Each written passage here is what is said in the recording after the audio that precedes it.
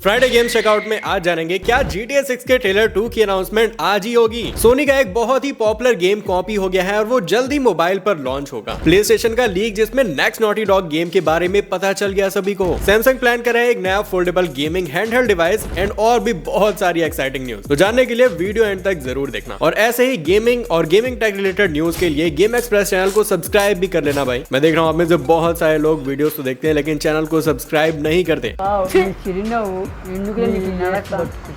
बात करते हैं GTA 6 की। तो देखते देखते भाई आज है December 6 और आपको पता होगा एक साल पहले यानी कि 4 दिसंबर को GTA 6 का ट्रेलर 1 आया था। इस ट्रेलर की भाई एक साल की एनिवर्सरी कंप्लीट हो गई लेकिन अभी तक रॉकस्टार गेम्स ने ट्रेलर 2 के रिलेटेड कोई भी इंफॉर्मेशन नहीं दी है और इस चीज को लेकर फैंस बिल्कुल भी खुश नहीं है भाई रॉकस्टार गेम्स के ऊपर। जब से दिसंबर का महीना स्टार्ट हुआ है तब से हर एक दिन को लोग ऐसा कह रहे हैं कि आज के दिन ही ट्रेलर 2 की इंफॉर्मेशन आएगी।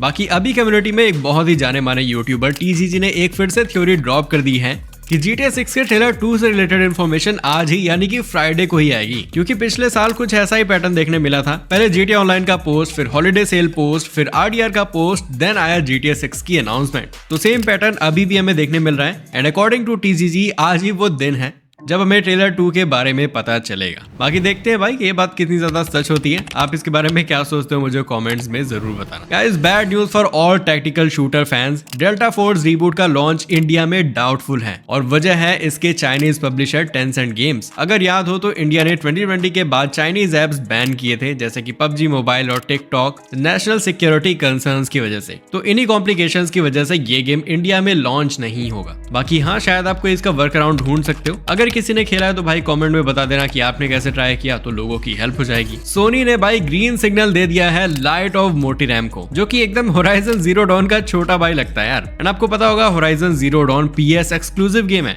तो light of Motiram I really hope कि मैं इसका नाम सही से ले रहा हूँ। ये एक ओपन वर्ल्ड गेम है full of giant robot animals जो आप टेम और बिफ्रेंड कर सकते हो। सर्वाइवल, क्राफ्टिंग और एडवेंचर के साथ ये एक सॉलिड कॉम्बो लग रहा है भाई देखने में। लेकिन कंपैरिजंस तो होंगे भाई क्योंकि विजुअल्स और वाइब दोनों ही होराइजन से मिलते जुलते हैं।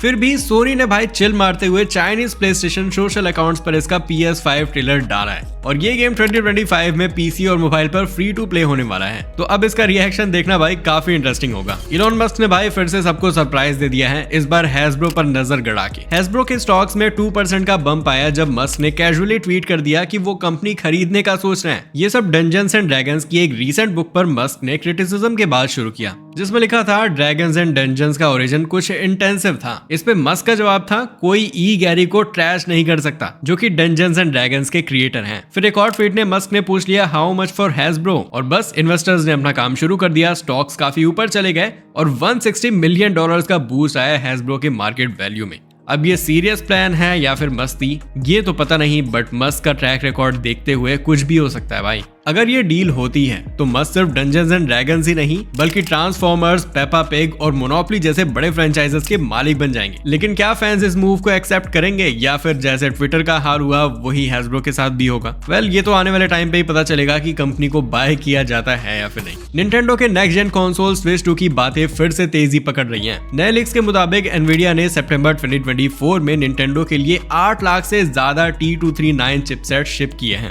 जो शायद स्विच 2 के अंदर यूज होने वाला है। साथ ही रैम और स्टोरेज कंपोनेंट्स का भी मास प्रोडक्शन स्टार्ट हो चुका है। रूमर्स के हिसाब से स्विच 2 की ऑफिशियल अनाउंसमेंट जनवरी 2025 में हो सकती है और मार्च 2025 तक ये शेल्व्स तक आ सकता है। पर निंटेंडो ने कहा है कि वो स्टॉक शॉर्टेजेस अवॉइड करना चाहते हैं। PS5 और Xbox Series X का इनिशियल कियोस्क याद है आपको? तो वो निंटेंडो वाले नहीं करना चाहेंगे, इसलिए कंसोल शायद डिले भी हो सकता है। फैंस के लिए एक और गुड न्यूज है कि स्विच 2 बैकवर्ड्स कंपैटिबिलिटी सपोर्ट करता है, मतलब कि आप इसमें पुराने स्विच गेम्स भी नए कंसोल पर खेल पाओगे। तो अगर आपके पास कार्ट्रिजेस हैं तो उन्हें सेल मत करना भाई। नॉटी डॉग की तरफ से रूमर्स आ रहे हैं कि स्टूडियो का अगला game project Jordan code name के साथ डेवलप हो रहा है। ये कोड नेम एक स्लैक URL के थ्रू लीक हुआ जो सोनी इंटरैक्टिव एंटरटेनमेंट और नॉटी डॉग एम्प्लॉइज के इंटरनल पेज दिखाता है। The last of us part 2 के बाद नॉटी डॉग काफी साइलेंट था और उनका last of us online service project cancel होने के बाद फोकस शिफ्ट हो गया एक नई IP और शायद the last of us part 3 पर। अब प्रोजेक्ट जॉर्डन शायद उनका अगला बड़ा रिलीज हो सकता है। तो क्या जॉर्डन किसी कैरेक्टर का नाम है या शायद सेटिंग का क्लू? वेल ये तो अभी क्लियर नहीं है। नॉटी डॉग के पुराने कोड नेम्स जैसे कि प्रोजेक्ट थिंग जो कि द लास्ट ऑफ अस के लिए यूज किया जा रहा था, इससे समझ में आता है कि स्टूडियो वेग हिंट्स देना पसंद करते हैं भाई। नॉटी डॉग के प्रेसिडेंट नील रकमैन ने कंफर्म किया कि उनका करंट प्रोजेक्ट 2020 से डेवलपमेंट में है, मतलब अब अनाउंसमेंट दूर नहीं लगती है। अगर रूमर सही है तो शायद 2025 के रिवील और 2026 के लॉन्च के लिए तैयार हो जाओ। लगता है सैमसंग गेमिंग हैंडहेल्ड मार्केट में एंट्री मारने की तैयारी कर रहा है भाई। एक रीसेंट पेटेंट के ड्राइंग्स ने एक फोल्डेबल गेमिंग कंसोल का डिजाइन दिखाया जो कि गैलेक्सी Z Flip 6 जैसा दिखता है, पर इसमें एक्स्ट्रा गेमिंग कंट्रोल्स जैसे कि जॉयस्टिक्स और बटन्स होंगे। ये पेटेंट 2022 में फाइल किया गया था और अब 11 नवंबर 2024 को अप्रूव हुआ। डिटेल्स अभी भी लिमिटेड हैं और कोई ऑफिशियल अनाउंसमेंट नहीं हुई है, पर कॉन्सेप्ट काफी प्रॉमिसिंग लग रहा है।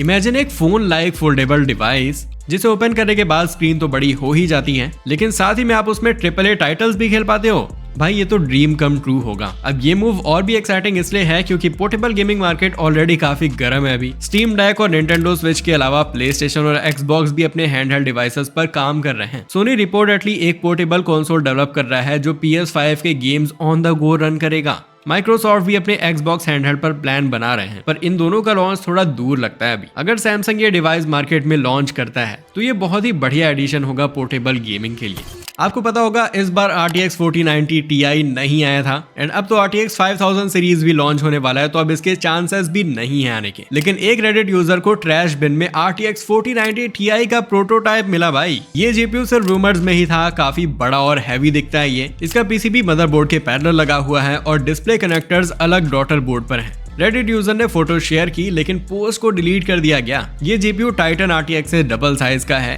और RTX 4090 फाउंडर्स एडिशन से भी बड़ा लगता है भाई। पावर केबल की कमी की वजह से इसे टेस्ट नहीं किया जा सका। रेडिट यूजर ने कहा कि टेस्ट के बाद इसे एक डिस्प्ले केस में रख दिया जाएगा। एनवीडिया ने शायद ये जीपीयू इसीलिए कैंसिल किया क्योंकि US चाइना एक्सपोर्ट बैन और हाई कॉस्ट के चक्कर में प्रॉफिट कम हो सकता था। साथ ही में हायर एंड में AMD के कंपटीशन के बिना एनवीडिया को नए फ्लैगशिप की जरूरत भी नहीं थी। तो हाँ गाइस, अगर आपको ये वीडियो पसंद आई तो लाइक कर देना और चैनल को भी सब्सक्राइब कर लेना ऐसी ही वीडियोस देखने के लिए। तो फिर मिलते हैं नेक्स्ट वीडियो में।